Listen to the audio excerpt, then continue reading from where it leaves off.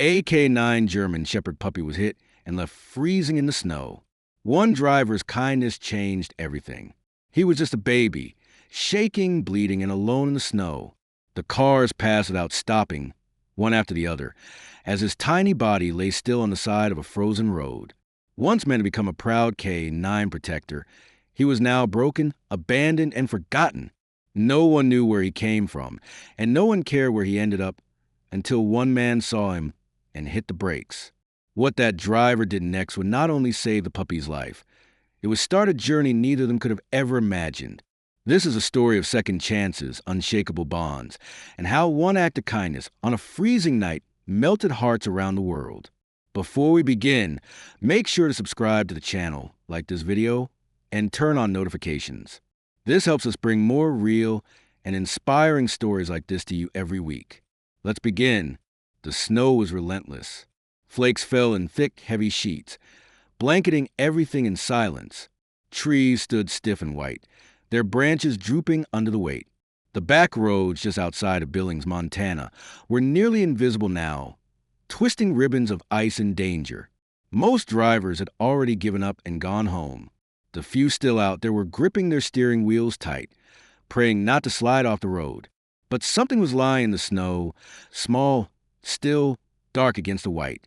It wasn't a fallen branch or a tire scrap. It was breathing barely. A German Shepherd puppy, no more than 6 months old. His back leg was bent awkwardly, and the fur on his left side was matted with blood. The snow beneath him was stained pink. His chest rose in short, panicked puffs. He didn't cry. He didn't whimper. He had no more strength for that. Earlier that morning, he had been in the back of a transport van with 3 other K9 training pups, all heading to a new facility. But when the van hit a patch of black ice, the back doors flew open. He was thrown from the vehicle and rolled into a ditch. The driver never noticed. No collar, no ID, no chip, nothing that said, "I matter." And so the world kept moving. A few cars passed. One slowed but didn't stop. The puppy blinked slowly, eyes heavy with frost. He didn't understand why the humans were gone, why no one came back, why his leg felt like fire and his body like ice. He was fading until the lights appeared. A red Ford F-150 came around the corner, tires crunching slowly over snow. The driver was a man in his mid-30s, eyes tired from the long day. His name was Jack Monroe, a local mechanic, headed home after staying late to help a stranded woman with a frozen engine. Jack squinted through the windshield. At first, it looked like a shadow. Then he saw the ears. He slammed the brakes. The truck skidded slightly before stopping, headlights illuminating the small, broken figure lying just inches from the road. Jack jumped out, without even closing the door. The cold slapped his face like a hammer. His boots sank into the snow as he rushed over. Oh, God! The puppy wasn't moving much, just a faint twitch. Jack knelt beside him and reached out slowly. "It's okay, buddy. I'm not going to hurt you." The dog's eyes opened just a sliver. They were a rich brown, full of fear, confusion, and something else. Trust. Jack slipped off his coat without a second thought and wrapped the pup gently inside it. The animal let out a soft, almost inaudible whine. "You're still with me," Jack murmured, scooping him into his arms. "Hang on, all right? Don't quit on me now." Back in the truck, Jack turned the heat all the way up.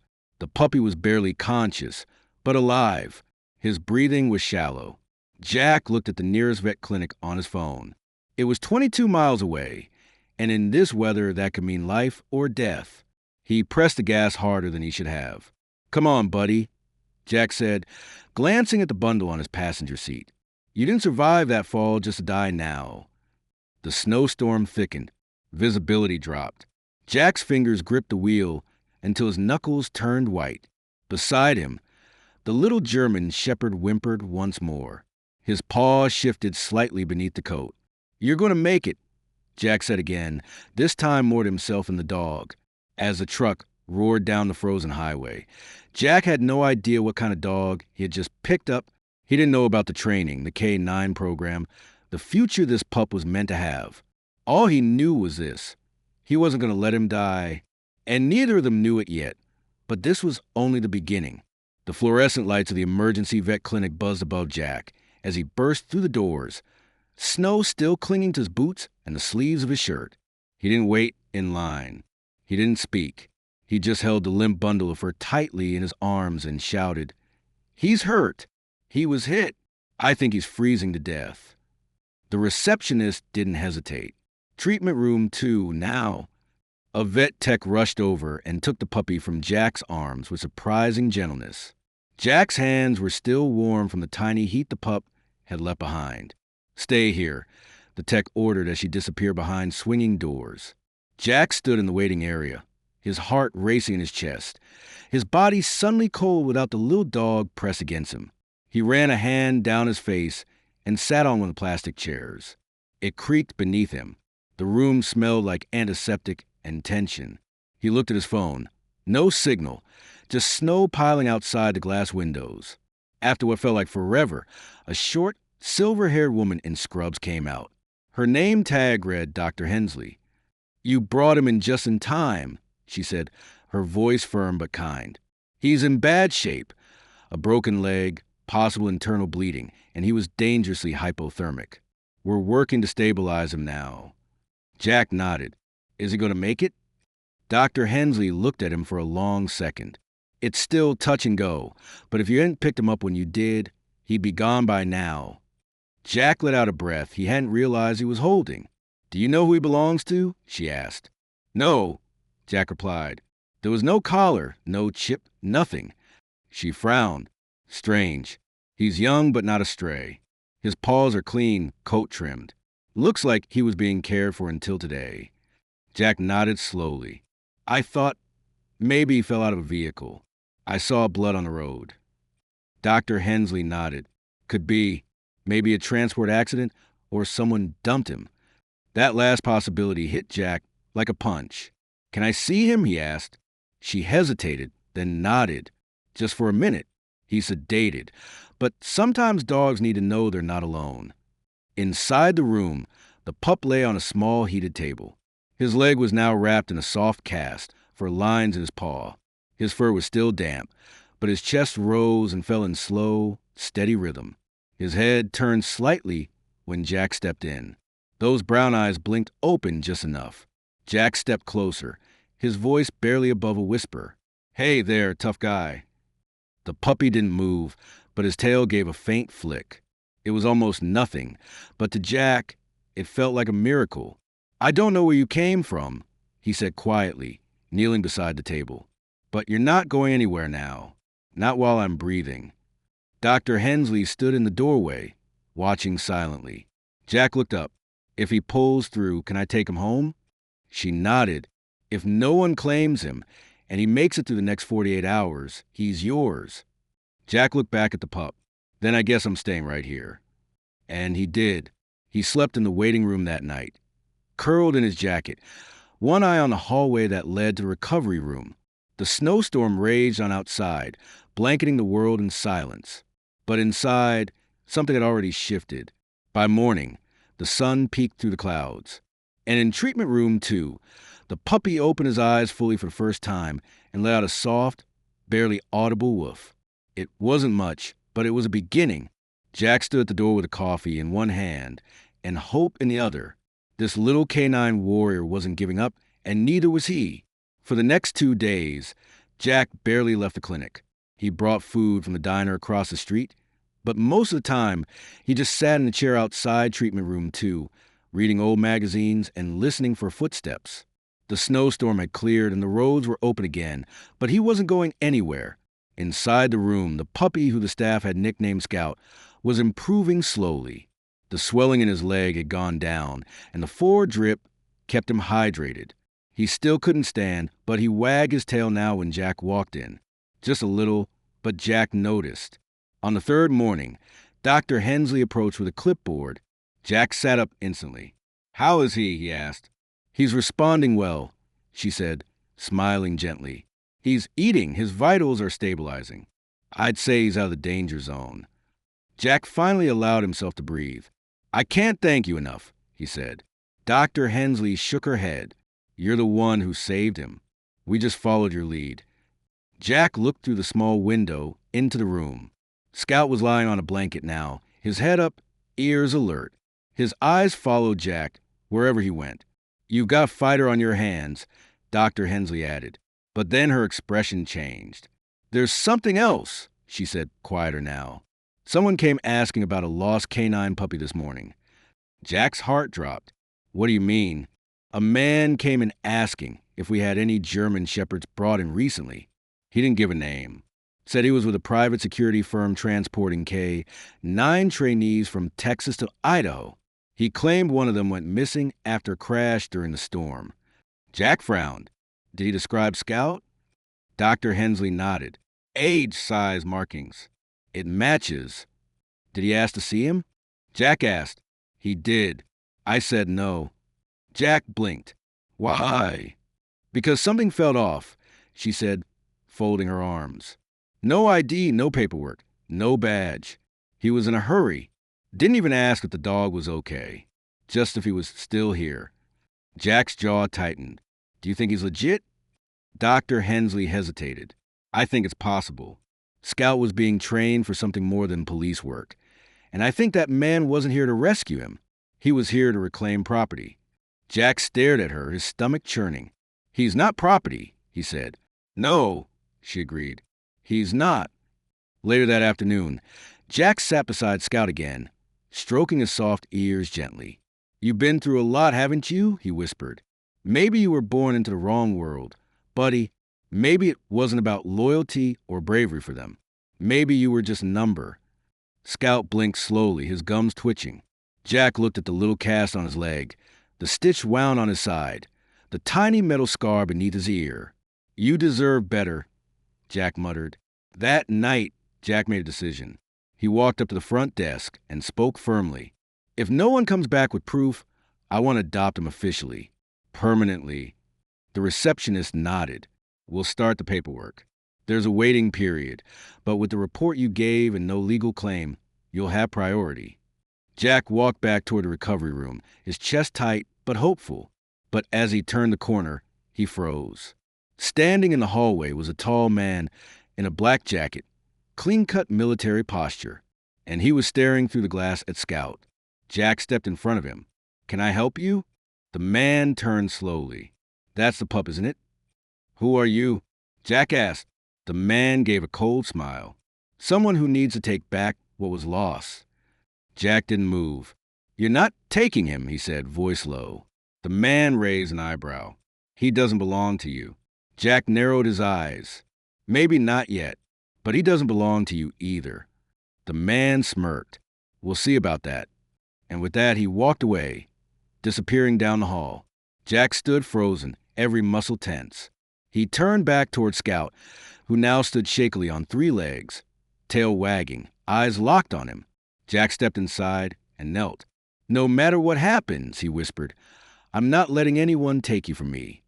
And deep down, he knew this wasn't over. It was just the beginning of the fight. Jack didn't sleep that night. He stayed in the chair next to Scout's recovery bed, one hand resting gently on the pup's side, feeling the slow, rhythmic rise and fall of his breath. Outside, the wind had picked up again, rattling the windows. But Jack wasn't worried about the storm anymore.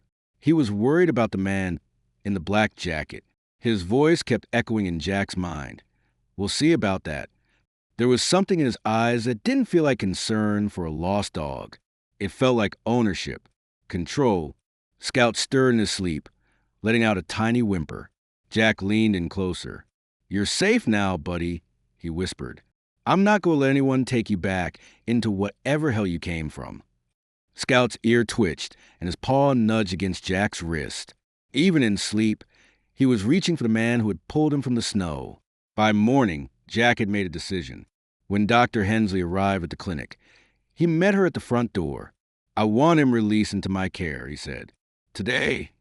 She raised an eyebrow. "Are you sure he's ready?" "I'll handle the meds, the wound cleaning, the therapy. I've built ramps before." She studied him for a long second, then gave a slow nod. "We'll fast-track the papers." A few hours later, Scout was wrapped gently in a soft blue blanket, lying in the passenger seat of Jack's truck. His eyes were wide and alert, but still full of trust. Jack drove carefully, keeping one eye on the mirror. No black SUVs. No strange shadows. Just the quiet, snow-covered roads of Montana stretching out ahead. His cabin sat about 20 minutes outside of town, tucked into the woods. It was small, nothing fancy, but warm, safe, and quiet, just what Scout needed. Inside, Jack laid him down on a thick dog bed by the fireplace. He stoked the fire higher and set out food and water. Scout tried to stand, but his back leg gave out. He didn't cry. He just looked up with frustration. Jack crouched beside him. "You'll get there, one step at a time."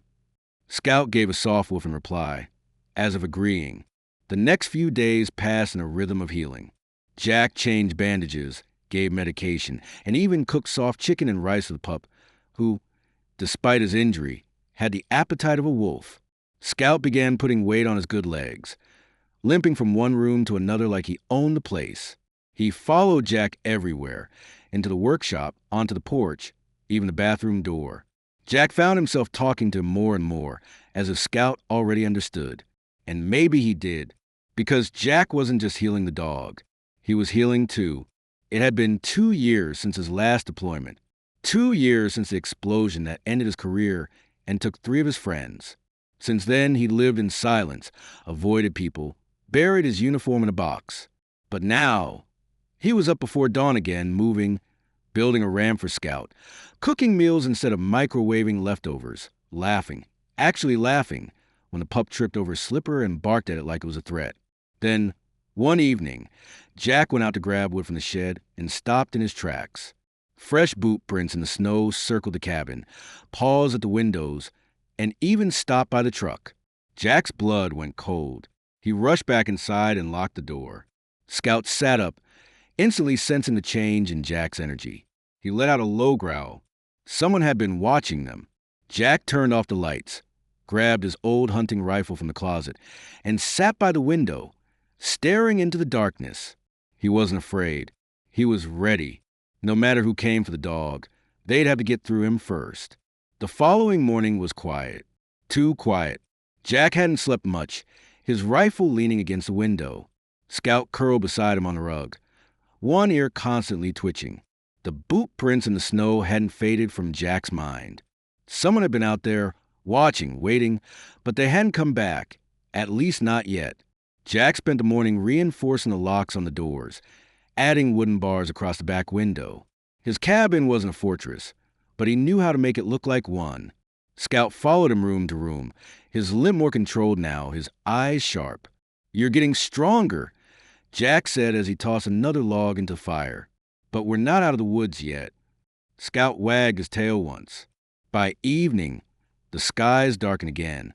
The snow had started falling, light at first, then heavier. Jack fixed dinner and shared some with Scout, who was finally standing on all fours, wobbly but proud. Jack sat on the couch, Scout resting against his leg.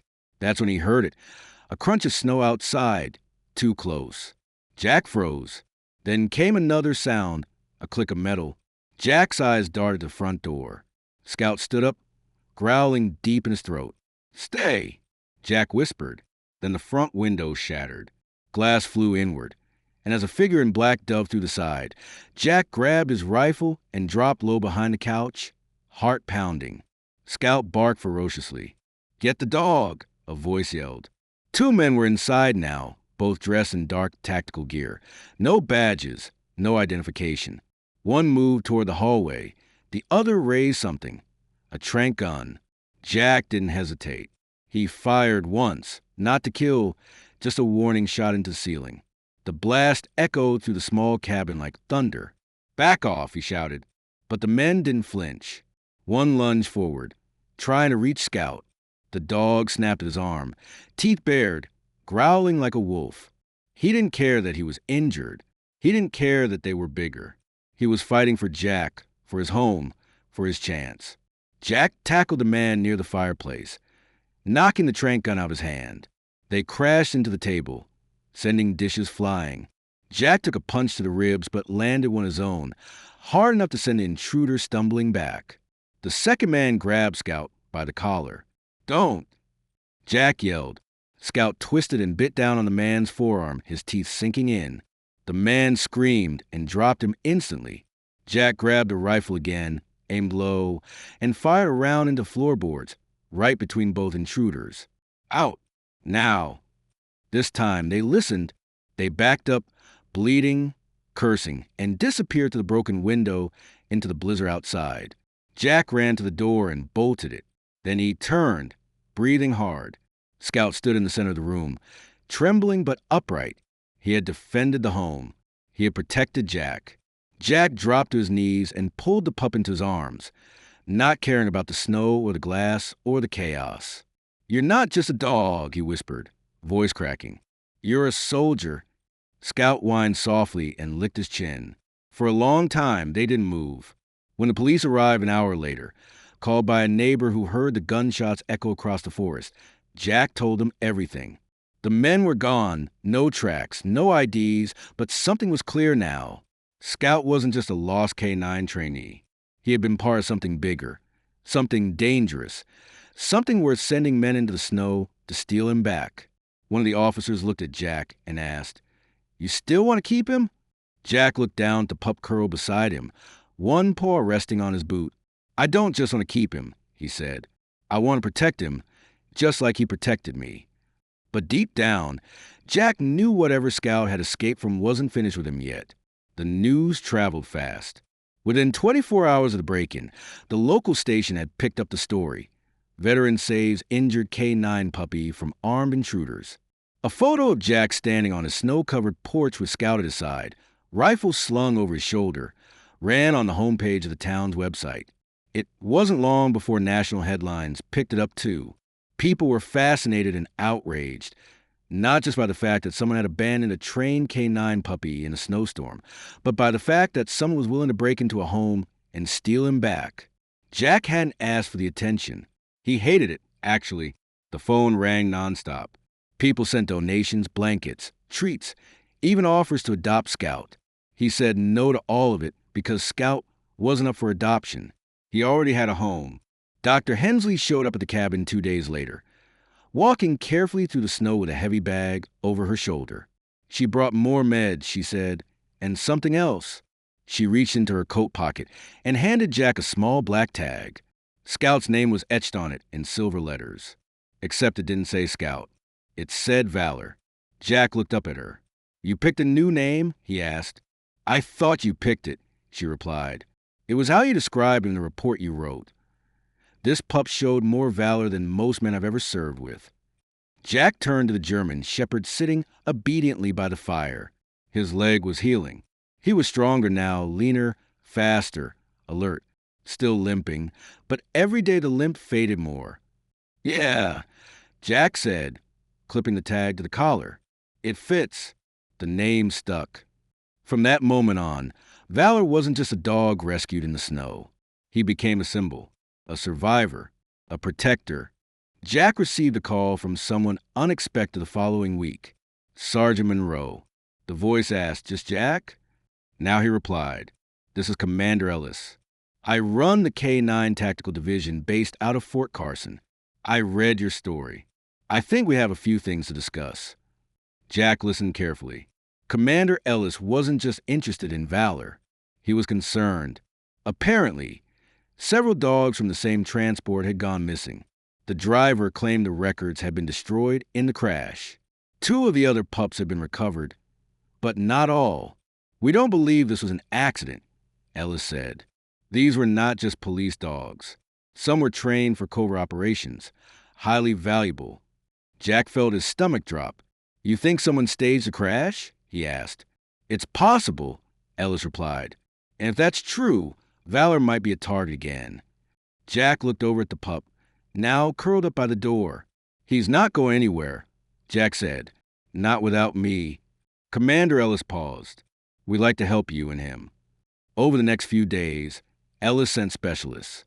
They reinforced Jack's cabin with surveillance cameras, motion detectors, and advanced locking systems. They also brought Valor training tools, equipment to sharpen his instincts, rebuild his strength, and test his memory. The dog responded better than anyone expected. "He remembers everything," one of the trainers said. shaking her head in disbelief.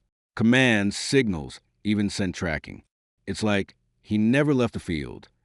Jack stood nearby, watching Valor follow a complex series of hand gestures without hesitation. You think he was born for this? Jack asked. The trainer smiled. I think he was born to survive it. That night, Jack sat on the porch with Valor at his feet. The stars shimmered above the pines. The snow had begun to melt, leaving soft patches of earth poking through. He reached down and scratched behind the dog's ears. Looks like we're not done yet, huh? Valor licked his hand and gave a soft bark. Something was coming. They both felt it. But this time, they'd be ready. The night it happened, there were no warning signs, no strange cars, no sounds in the woods. Just silence. Jack had gone to bed early. Valor curled up by the bedroom door, as always. The winter had begun to ease its grip on Montana, and the air was crisp, but not biting. For the first time in weeks, Jack slept deeply until the alarm went off. A sharp beep. Motion detected. Back perimeter. Jack was out of bed before he was fully awake. He grabbed the rifle from under the bed, slid the clip in with muscle memory, and turned toward the door. Valor was already up, ears forward, body still, eyes burning with focus. A different dog now. Not just healed, trained, alert. The monitor on the wall showed two men moving silently behind the cabin. Same black clothes, same arrogance. They came back, Jack whispered. Stay behind me, he added. But Valor pushed past him, silent and swift despite the remnants of his injury. Jack opened the side door just enough to slip out, heart hammering against his ribs. Snow crunched softly under his boots. Then movement. One man near the shed, the other circling toward the front. Jack took aim at the one closest and called out, You don't want to do this. The man froze, then ran. But the other didn't. Instead, he reached for something metal. Sharp, fast. Valor lunged out of the shadows. He moved like lightning, no hesitation, no pain. He tackled the man to the ground, snarling, jaws locking around his wrists with precision. The man screamed. Jack rushed in, weapon raised, ready to back him up. The intruder rolled, trying to throw Valor off, but the dog held steady. It wasn't a brutal attack. It was trained, calculated enough to immobilize, not kill, just like a true canine would do. Jack kicked the man's weapon away and shouted toward the trees. Get off my land. The other fled fast, cowardly. Jack knelt beside Valor, who now released his grip and stood protectively between Jack and the man on the ground. Blue and red lights flashed. Moments later, sheriff's deputies swarmed the property. The man was cuffed, read his rights, and dragged to a squad car. The officer who had first responded weeks ago looked at Jack, shaking his head. You were right. These guys weren't just thieves. They were black market smugglers, selling stolen tactical K9s overseas. We've been tracking them for months, but we never had a location. Jack nodded. They wanted Valor back. Not anymore. The officer glanced at the dog with a newfound respect. He's earned his freedom. Jack looked down at Valor, who was now sitting proudly at his side, tail swaying slowly in the snow. He scratched behind the dog's ears. What did I tell you? We were ready. The weeks that followed were filled with peace. No more threats, no more fear. Just a slow, healing rhythm of normal life. Valor's leg was nearly perfect now. He ran, jumped, chased squirrels with terrifying precision. Jack built him a wooden obstacle course in the backyard, and the dog tackled it every morning like it was his mission. Then one day, Commander Ellis returned. He stood on Jack's porch with a document in his hand and something in his eyes that looked like admiration. We've been thinking, he said, handing over a folder. We're launching a new program, partnering retired veterans with abandoned or recovered canines. You'd be our first, and Valor would be the face of it.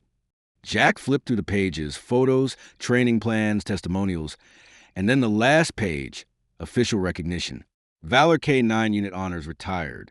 Jack looked down at the tag on Valor's collar, the name he'd chosen, the name the world now knew. He smiled. I think he's earned it. That night, Jack and Valor sat by the fire. No alarms, no danger, just warmth. Jack spoke softly. They left you in the cold. Buddy, But you didn't give up. You never backed down. You fought for your life, and now you've changed mine. Valor leaned against him, eyes half closed, tail thumping gently. Not just a rescue dog, not just a survivor, a hero. If this story inspired you, remember, courage doesn't always come in uniform. Sometimes it comes on four legs, with a scar, a second chance, and a name like Valor. Subscribe to the channel, leave a like, and share this story with someone who believes in redemption, loyalty, and the power of kindness. Jack and Valor's stories spread across the country. Schools shared the news segment. Veterans wrote heartfelt letters. Children sent hand-drawn pictures of dogs with capes and eyes like Valor's, strong, kind, unbreakable. Jack never called himself a hero. He'd say, "All I did was stop the truck, open the door, and choose not to look away." But deep down, he knew the truth. Something inside him had been rescued that day, too. And now, when Valor ran through the snow, no limp, no fear, Jack would smile. Because in every bark, there was gratitude. In every glance, there was loyalty. And in every beat of their journey, there was a love that would never fade.